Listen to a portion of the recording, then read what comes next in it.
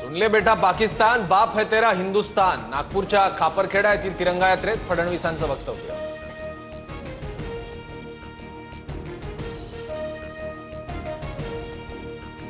इतक्या घाईने परदेशात शिष्टमंडळ पाठवायची गरज नव्हती। श्रीकांत शिंदे परदेशात जाऊन देशाची काय बाजू मांडणार?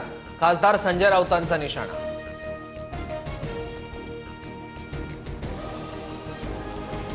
संसद रत्न पुरस्कारात महाराष्ट्राची बाजी। महाराष्ट्रातील 7 खासदारांना संसद रत्न पुरस्कार। सुप्रिया सुळे, अरविंद सावंत, स्मिता वाघ, मेधा कुलकर्णी, वर्षा गायकवाड, नरेश मस्के, बारणे यांना संसद रत्न पुरस्कार जाहीर।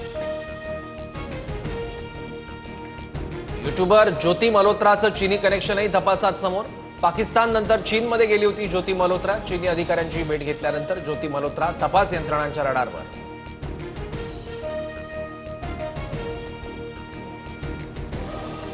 आज युद्धविराम संपणार या बातम्या पूर्णपणे चुकीच्या। भारत पाकच्या डीजीएमओंची आज कोणती नियोजित चर्चा नाही। 12 मे रोजी दोन्ही डीजीएमओ एकमेकांशी बोलले, तो शेवटचा संवाद भारतीय लष्कराकडून स्पष्ट।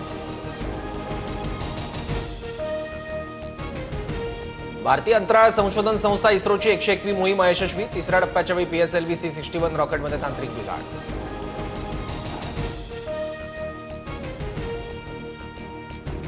पाकिस्तान नंतर आता बांगलादेश अडचणीत। भारताने बांगलादेशातून येणाऱ्या काही वस्तूंवर निर्बंध लादले। आता काही वस्तू फक्त काही विशिष्ट बंदरामधूनच भारतात येतील।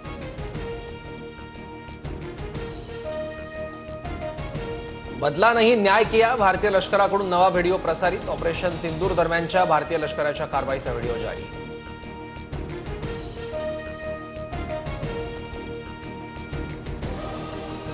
याचना नहीं अब रण होगा, जीवन जय या की मरण होगा। भारतीय नौदलाकडून नवीन व्हिडिओ प्रसारित।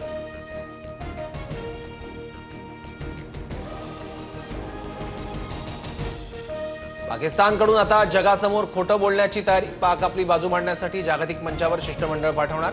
ऑपरेशन सिंदूर नंतर बिथरलेल्या पाकिस्तानकडून भारताची नक्कल।